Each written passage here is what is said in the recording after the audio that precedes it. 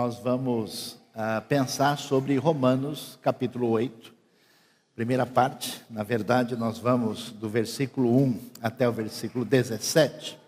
E vamos pensar em refletir sobre equilíbrio mental só com vida espiritual.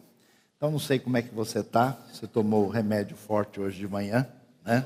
Alguém podia pensar equilíbrio mental só com um Gardenal, né? Mas não sei se é o caso. A gente vai refletir sobre o assunto, né?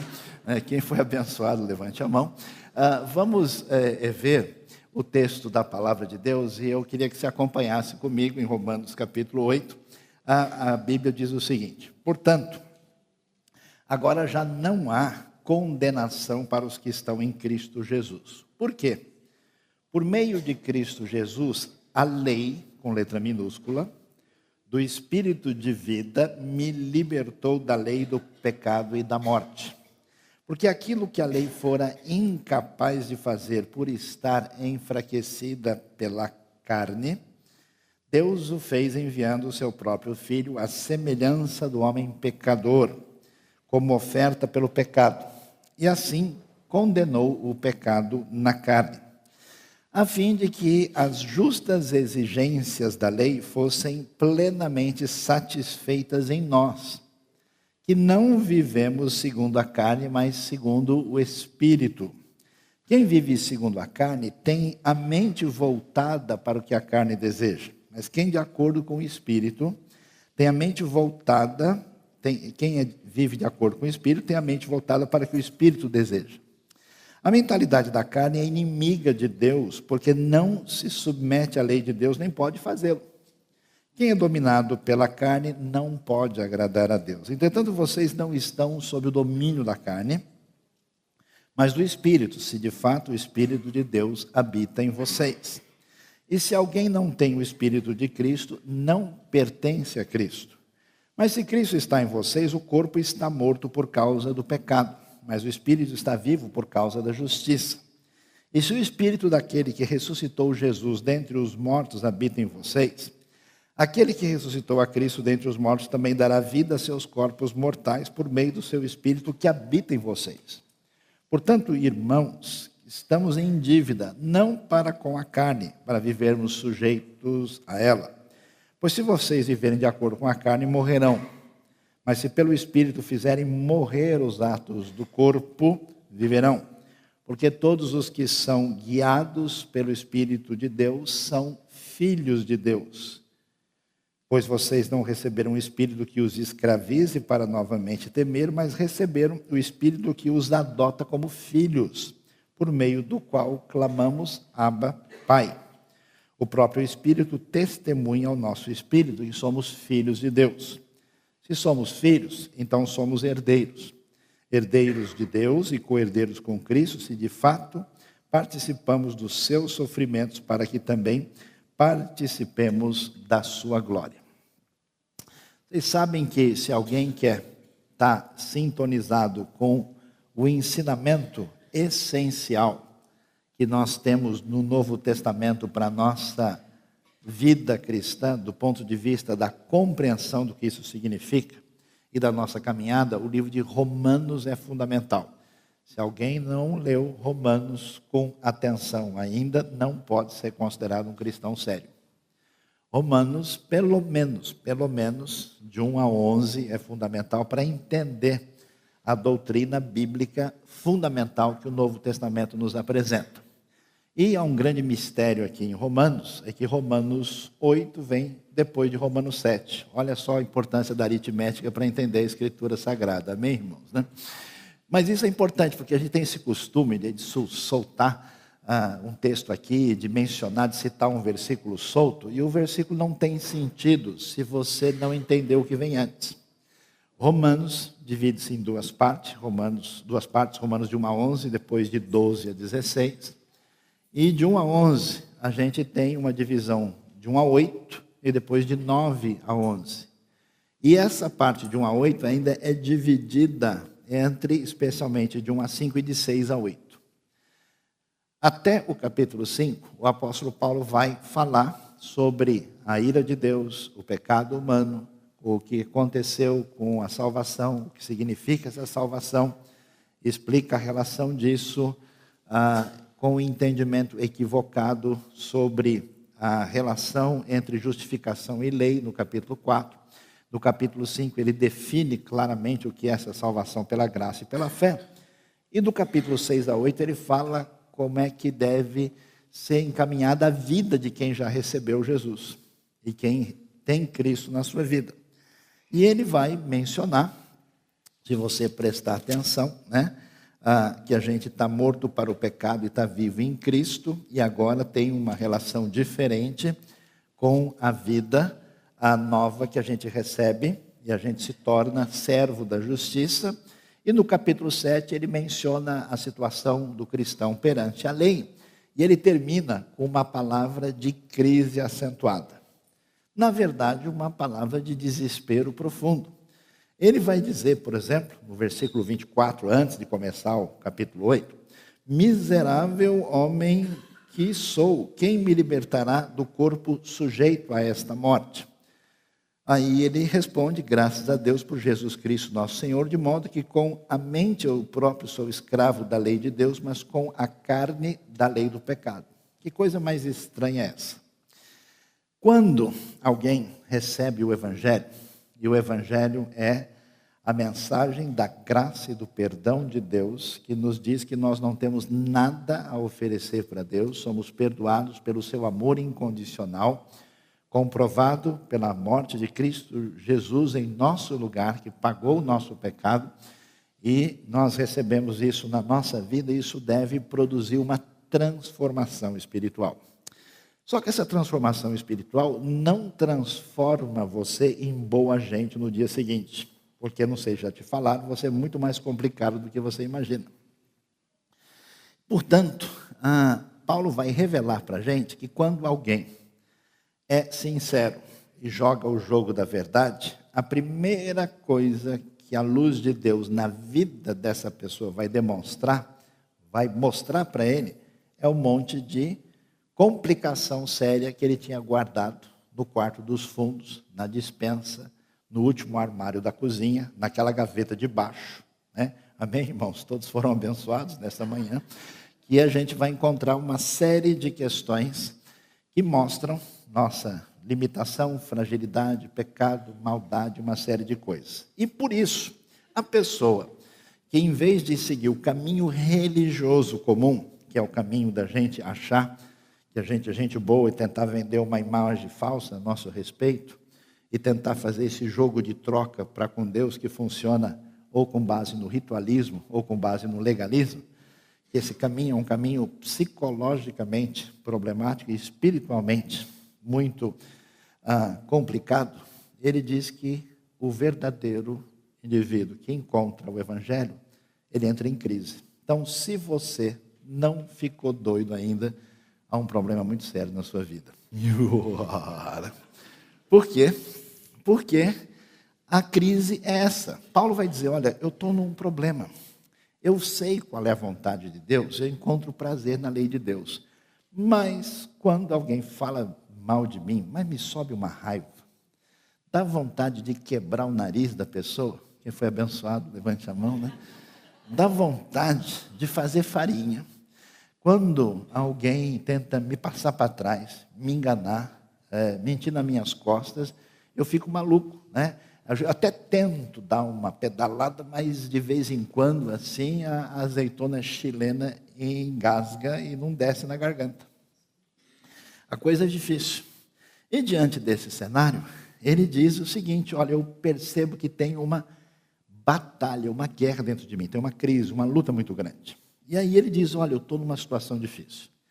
Eu não sei mais como agir, porque eu tenho essas duas leis. Lei aqui é com letra minúscula, ou seja, é um princípio em operação. Quando a Bíblia usa em versões bem pensadas, lei com letra maiúscula, se refere à Torá, as leis que estão escritas, que a gente tem acesso.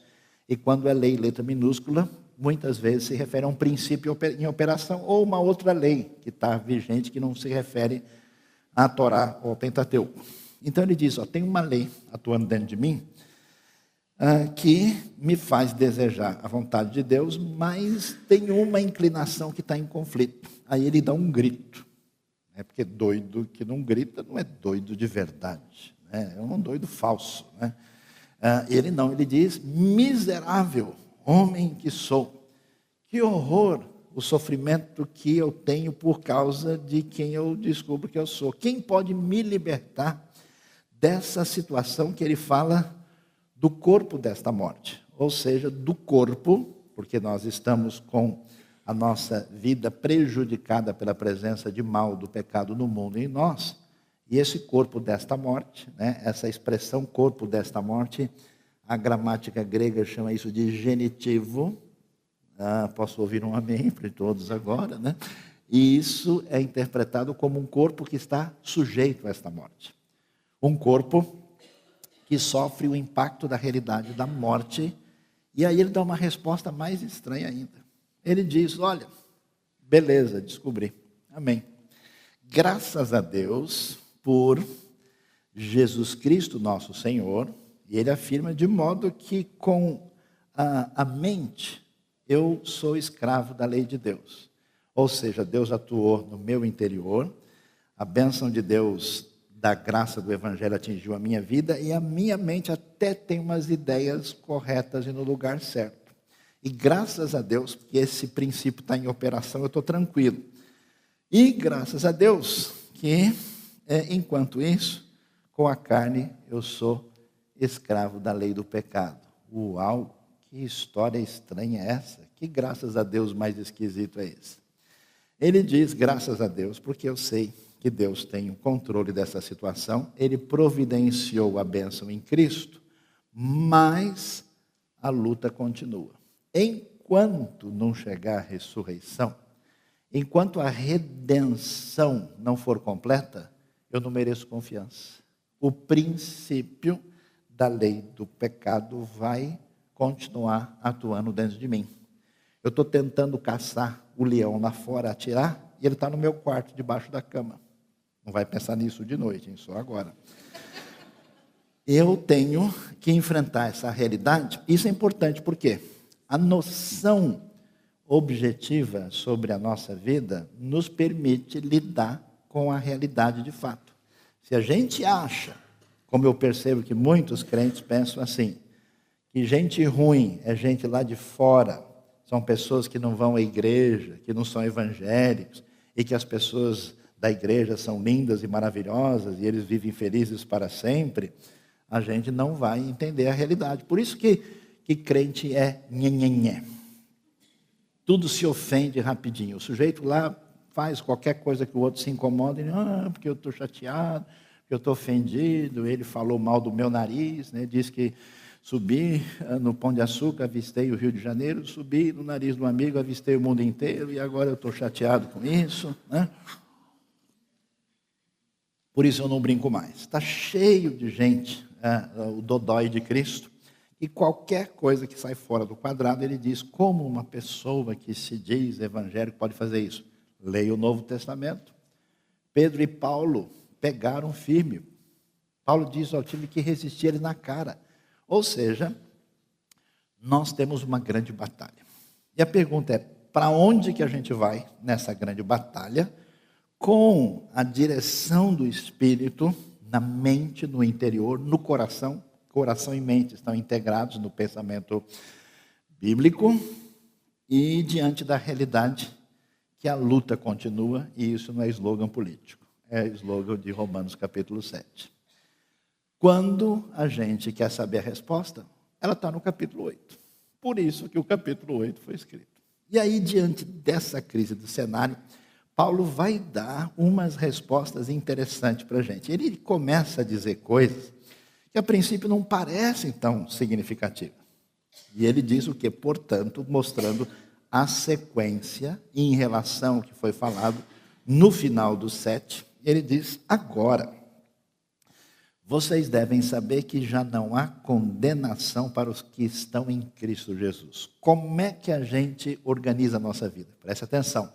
Você é refém das suas ideias, do pensamento que está na sua cabeça, na direção que você dá na sua vida, pela maneira que você entende a realidade. Se você enche a sua cabeça de lixo, se você se torna refém dos seus maus pensamentos, se você acredita nas bobagens ideológicas multiplicadas por aí, e não alimenta a sua mente com as ideias de Deus, você vai ter problema, mais do que você precisa. Os que você já tem já são suficientes, não aumente. Portanto, a maneira de lidar com isso é a consciência correta. Por isso que ninguém vai a lugar nenhum se não estudar a palavra de Deus, se não aprender a Bíblia, se trocar as ideias da Escritura por ideias de outras pessoas. Não vale a pena fazer isso. E aí ele diz, a gente só pode enfrentar esse desafio se a gente lembrar que não há condenação sobre nós. Porque o sentimento negativo, o lixo psicológico que roda dentro de você, resultado da relação indevida com a sua fragilidade, com o seu pensamento ruim, com a concentração em si mesmo, vai detonar a sua vida. Então, em vez de olhar para as águas e de olhar para os outros, olhe para a verdade do Evangelho. Deus nos amou em Cristo, e apesar de eu ser pecador, de eu ter ofendido a Deus com a minha prática, com o meu jeito de ser, apesar de eu ainda continuar sendo ruim, Deus decreta em Cristo Jesus, porque a sua justiça foi satisfeita, que na delegacia celestial meu nome não aparece mais. Não tem mais nenhuma dívida no Serasa do universo. Chegou lá, foi fazer uma busca do meu nome, acabou. Aparece o nome de Cristo em cima e limpou a situação. Então, quando a gente sabe, eu não sei se a gente já passou algum aperto, né, jurídico, financeiro, com nome, com problema, que tem que resolver a situação. Quando a pessoa resolve, ele finalmente dá um alívio, né? Poxa, consegui, eu precisava resolver isso. Finalmente o documento chegou, está resolvido. Pois então, em Cristo Jesus não há condenação para quem está em Cristo. Por quê? Porque a sua fragilidade, o seu problema, a sua dissonância, o seu descompasso, o seu pecado foi previsto por Deus. Ele não nasceu ontem. Ele sabe o que isso significa e eu tenho que alimentar o meu coração exatamente com essa confiança na obra de Deus, que significa o meu perdão completo. E uma pessoa que tem medo, uma pessoa que tem receio, uma pessoa que olha para si vai sempre vacilar. Mas quem olha para a realidade de uma maneira consciente de perdão, reage diferente. Eu me lembro, eu ainda era adolescente, não sei se eu devia contar isso, mas vou contar um segredo, né? Eu morava longe de São Paulo e na casa do meu primo havia umas galinhas. E alguém falou, olha como a galinha é um bicho sem inteligência. A galinha estava amarrada e ela se portava como quem estava amarrado e não podia fugir. Aí ele chegou de perto, a pessoa foi lá, desamarrou a galinha e continuou lá, e ela continuou agindo como se ela tivesse amarrada. Então, o crente que conhece a verdade de Deus não pode ter cérebro de galinha.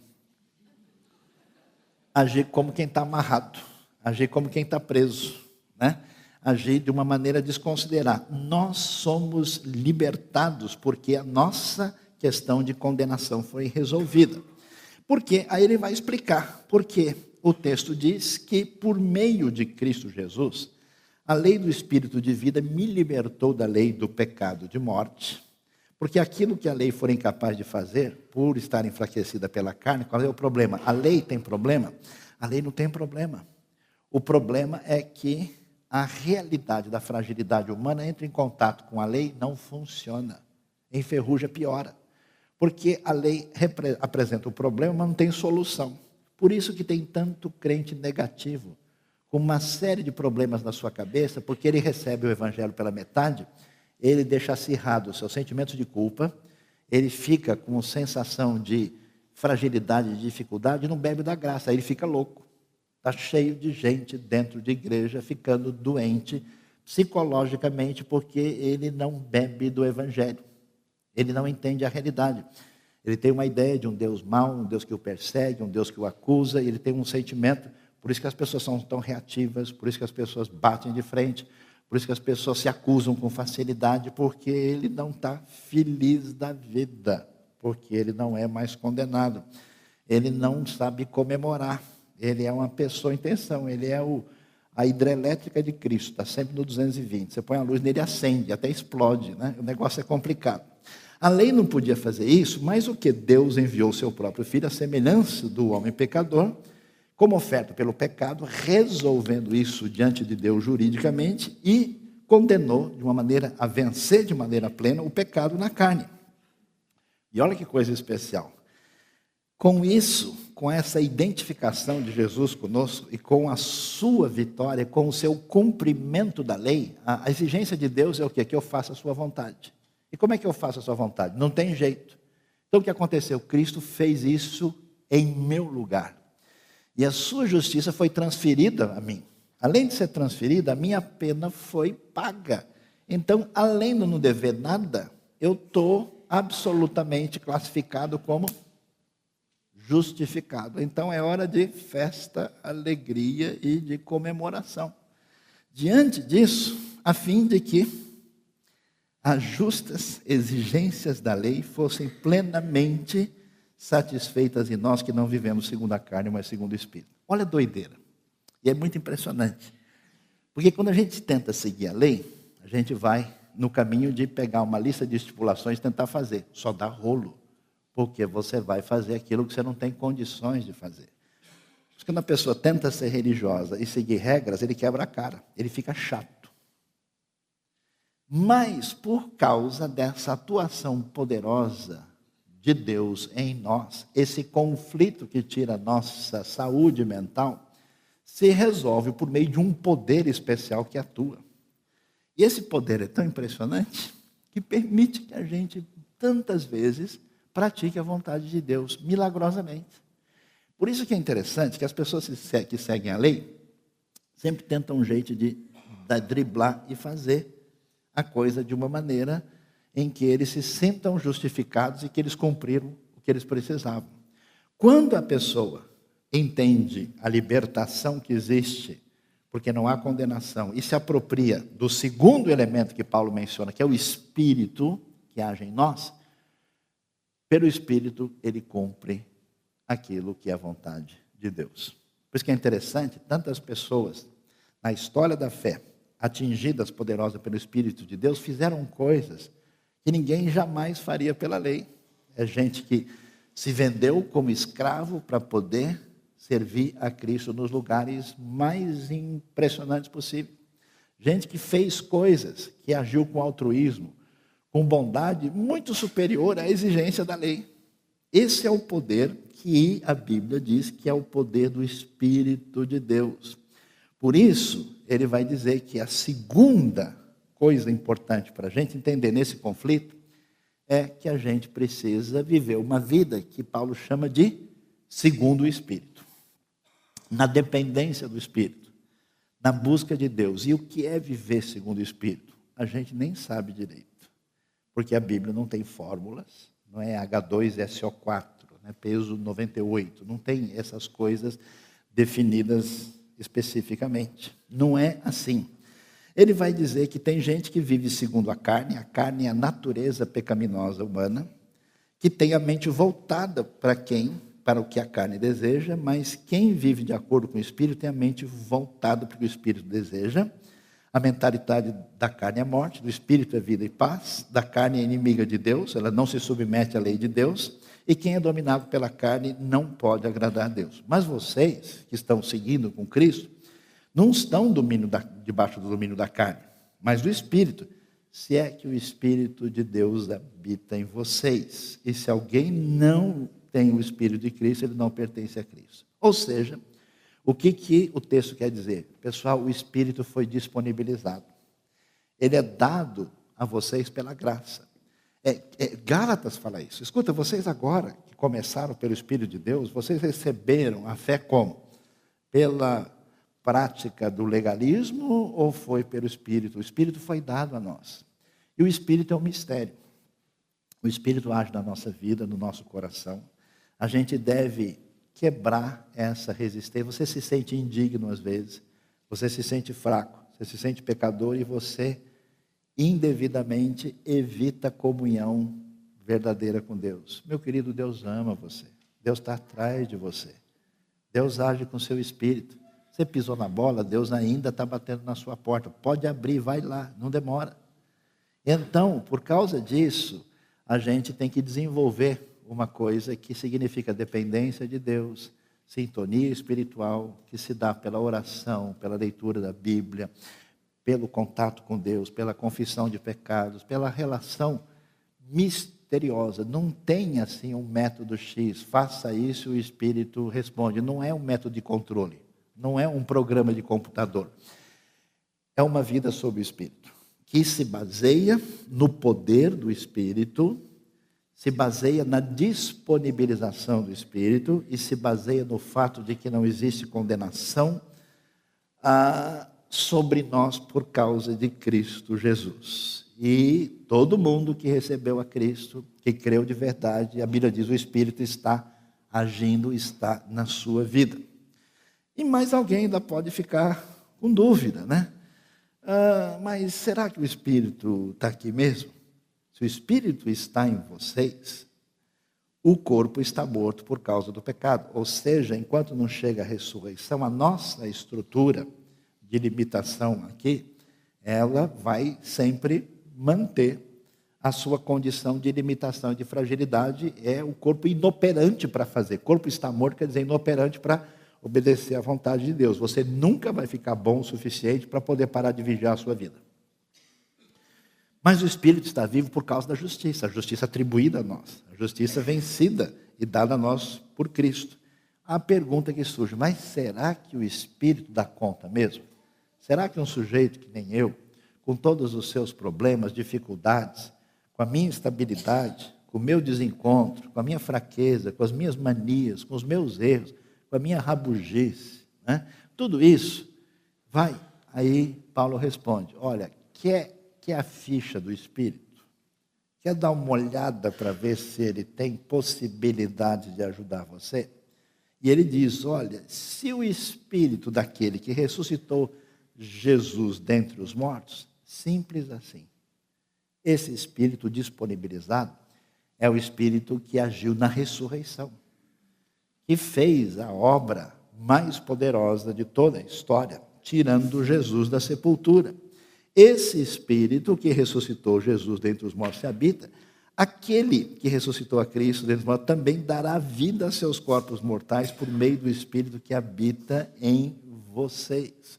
Portanto, irmãos, estão em dívida não para com a carne, não é para ficar prestando atenção e dependendo e concentrando a mente e envenenando em relação à carne. Isso a gente já sabe. Qual é o problema do nosso mundo civilizado de hoje? É um mundo descritivo, analítico, analisa e mostra os problemas. E daí? Sai para que lugar? Qual é a porta de saída? Não sei. Saber que a gente tem problema, a gente já sabe. A questão é a saída, e o texto bíblico diz, é a consciência dessa realidade, de não haver condenação e essa dependência do Espírito. E aí ele vai dizer, nós não devemos viver em dependência, né? Não devemos nada à carne para ficarmos sujeitos a ela. E se vocês viverem de acordo com a carne, morrerão. Se vocês não entenderem essa realidade e se entregarem à carne dizendo, olha, não tem jeito, não há esperança, eu creio em Deus, mas eu vou viver assim mesmo, esse é um caminho de morte. Mas se pelo Espírito fizerem morrer os atos do corpo, viverão. Ou seja, é na dependência da graça, é na comemoração da fé. É nesse âmbito de confiança plena é que a gente vence. Até a educação descobre isso, né? Achando que só dando duro na pessoa ela aprende. Quando você conquista o coração da criança, ela consegue aprender. Quando a graça de Deus adoça o nosso coração, é diferente obedecer. Portanto, vocês não receberam um espírito que os escravize, presta atenção nisso, para novamente temer. Qual é o sinal de alguém que não tem sintonia espiritual com Deus? É o espírito de escravo. É um espírito de temor. É a relação com Deus baseada no medo. É a relação com Deus baseada numa realidade não autêntica. Se você vive nessa dimensão, você não entendeu nada do Evangelho. Vocês receberam o Espírito, que faz o quê? adota vocês como filhos, por meio do qual clamamos Abba, Pai. Em que está nossa esperança? Não há condenação. Na ação poderosa do Espírito que ressuscitou a Jesus e garante a minha ressurreição. Várias vezes eu peguei a mim mesmo pensando, como será a ressurreição? Porque a gente morre, o corpo vai lá desaparecendo, os ossos depois ficam, depois também somem. Eu fico imaginando no dia da grande vitória do poder de Deus, como é que isso vai ser reunido, como é que vai ser consertado, como é que vai ser alinhado. Vai ser muito mais fácil a gente olhar no espelho, inclusive. Amém, irmãos? Que maravilha, né? Vai ser uma coisa tão especial. Como é que isso se dá? Isso se dá pela ação do poder do Espírito. E aí ele vai terminar dizendo que a terceira coisa em vista é quando a gente entende que a gente não teme e não é escravo mais, mas a gente tem condição de correr e pular no colo de Deus. E a gente sabe que Deus é Abba, Pai. Nosso problema é a nossa maneira de lidar com os fantasmas criados na nossa cabeça. Esses fantasmas representam uma autoimagem destruída pela sensação negativa que a gente constrói por toda essa personalidade reativa que não entende o que significa aquilo que Cristo Jesus fez por nós. Muita gente entende que Deus é poderoso. Muita gente entende que Deus é grande, que Ele é o Criador, que Ele é o Senhor do universo. Mas nada realmente significa mais do que entender que Deus é meu Pai. É o Deus que me recebe, que me aceita. E existe aí toda uma discussão sobre o significado, mas de modo geral, essa palavra Abba, ela tem no mínimo uma ideia de pai, num sentido de proximidade maior. Esse Espírito os adota como filhos por meio do qual clamamos Abba, Pai. Posso perguntar uma coisa para vocês? Qual foi a última vez que você chamou Deus de Pai sentindo? A gente chama, né? Pai nosso, obrigado. Ó Pai. Aliás, o pessoal ora tão confuso que fala, querido Jesus, muito obrigado ao Pai. Chama Jesus de Pai, o Pai de Filho. Faz uma confusão familiar, troca o nome de todo mundo, está tudo certo, né? Falou em Deus, eu estou no meio. A coisa é complicada, mas é a sensação. Porque você chega num lugar, num ambiente, e quando você é estranho, você se sente estranho. Você chega num lugar, tal, você é convidado, mas você vai numa festa familiar, só você é de fora. Fica aqueles famosos sorrisos amarelos. Né? Não, tudo bem, né? Fica à vontade, mas à vontade tem 2 notas de rodapé para explicar o que é isso naquele lugar. Né? Ah, não, pode ser. Quando você está na sua casa, né? Mas você não pega o bife maior. Porque você olha assim, de repente, tal, você olha para um, olha para outro, espera o pessoal fechar os olhos na oração, abre para ver qual é o bife, onde é que ele está, né? Olha direitinho. A gente tem que perceber essa realidade. E quando a gente entende que Deus é Pai e tem condição de clamar, a nossa relação com Deus é o caminho da gente alinhar essa confusão que toma conta da gente com a crise por causa da lei de Deus em conflito com a lei que faz guerra dentro de você, segundo o ensino de Paulo em Romanos 7. E aí ele vai terminar dizendo o seguinte, olha que coisa, o próprio Espírito testemunha ao nosso Espírito que somos filhos de Deus. Há uma consciência interna, há uma cura no coração, de que Deus nos recebe. Nada tem mais poder na vida de uma pessoa como cristão de ter certeza que Deus o tem como filho de verdade. Essa autoconfiança espiritual é fundamental. Se a gente não entende isso, a gente vai caminhar em 2 direções problemáticas. Uma é de desenvolvimento religioso, de seguir isso, seguir aquilo, dizer que isso é certo e errado e montar, vamos dizer, tabelas religiosas. O outro caminho é entrar num ativismo maluco para se esquecer dos conflitos internos. Isso não produz uma comunidade saudável, para uma cidade melhor. E Paulo, é muito legal, que ele acabou de gritar, socorro, que miserável homem que sou. E ele termina fazendo festa total. O Espírito Consolador, comemorando aqui.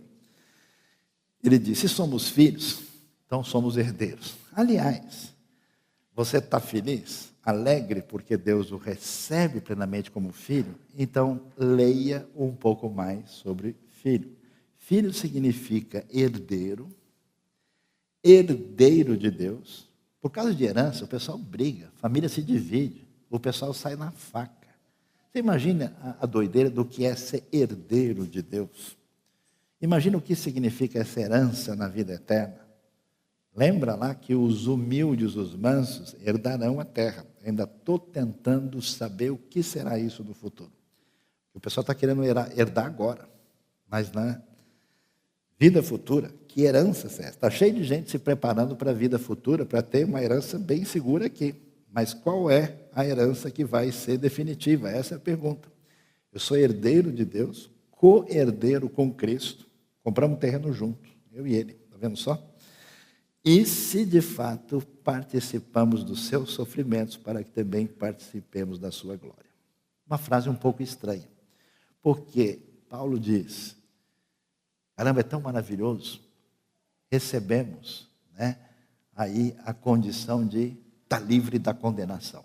Temos o Espírito que ressuscitou Jesus dos mortos à nossa disposição. E podemos, diante do Criador, do Senhor do Universo, correr e abraçá-lo e ser recebido como Pai. E eu clamo, Abba, Pai. Mas a vida é tão complicada. A vida é difícil. Porque tem um problema de dentro e tem um problema de fora. E essa comunidade da fé pode comemorar muito? Eles estão sofrendo, como cristão, problemas de família, complicações pessoais, problemas de conflitos, dificuldades inesperadas. Será que a coisa está fora do controle? Fique sabendo o seguinte, o texto vai dizer que se de fato somos participantes dos seus sofrimentos, ou seja, está reservado por Deus antecipadamente um estoque de sofrimento na sua vida. Amém, irmãos? Quem quer dar um testemunho aqui, Eu sofri bastante na minha vida. E durante alguns anos pelos quais eu passei, eu ficava me perguntando, mas por que é que Deus faz isso? Demorou bastante para eu entender, baixar o arquivo e instalar o software, porque eu não queria instalar, toda hora dava bug. Eu não queria aceitar esse negócio. E depois de ver algumas coisas lá na frente, eu falei, caramba, se não tivesse doído daquele jeito, eu, como sou cabeça dura e difícil de aprender as coisas, eu nunca teria entendido.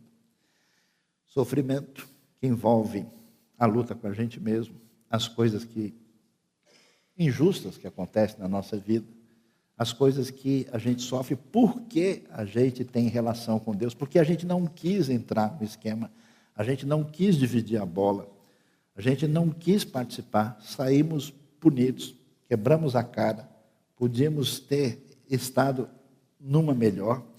Se vocês percebem a verdade, nós somos participantes dos sofrimentos de Cristo, e isso é um sinal de que Deus está cuidando da nossa vida, porque os sofrimentos injustificados, que têm a ver com a ação de Deus na nossa vida, que alguns estudiosos chamam de açoites de Deus, fazem parte de um treinamento especial para que a gente participe da sua glória. Colossenses tem uma frase muito maluca e diferente. Falta cumprir o restante daquilo que foram os sofrimentos de Cristo, da continuação de Cristo, que é o seu corpo, que é a sua igreja. Então não fique triste não, deu rolo na sua vida, complicou, você não entende, Deus não abandonou e ainda é seu Pai, e ainda ama você, e está atrás da sua vida. Não feche o coração, você não tem saída, a única saída é abrir o seu coração para o Deus que é Pai, para o Espírito poderoso de Deus e saber que você está livre da condenação. Deus abençoe a sua vida, abençoe o nosso coração. Feche os olhos, vamos orar. Deus querido Pai amado, a gente luta nas batalhas da nossa vida, a gente ouve a Tua palavra, a gente tem a nossa vida diante de nós, diante das nossas escolhas. Às vezes, Deus, é difícil entender, é difícil escolher, é difícil reagir, é difícil proceder da maneira que o nosso coração fique tranquilo. A gente às vezes fica meio maluco diante de tanta coisa que surge diante de nós. Visita o nosso coração nessa manhã. Nós dependemos de Ti. Precisamos do Teu Espírito. A nossa sabedoria é loucura e é insuficiente. Precisamos da Tua graça. Precisamos do Teu abraço nessa manhã. Do Teu abraço de Pai que cura a ferida do nosso coração.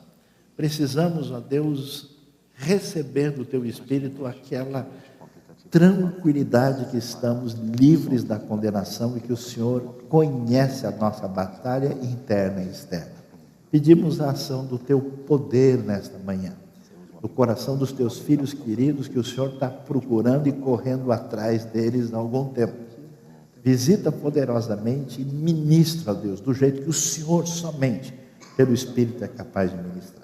Nós Te louvamos, Te agradecemos e Te bendizemos pelo Teu cuidado estranho, especial, carinhoso e poderoso que o Senhor dispensa a nossa vida pelo poder que há em Cristo Jesus. Em nome dele é que oramos. Amém.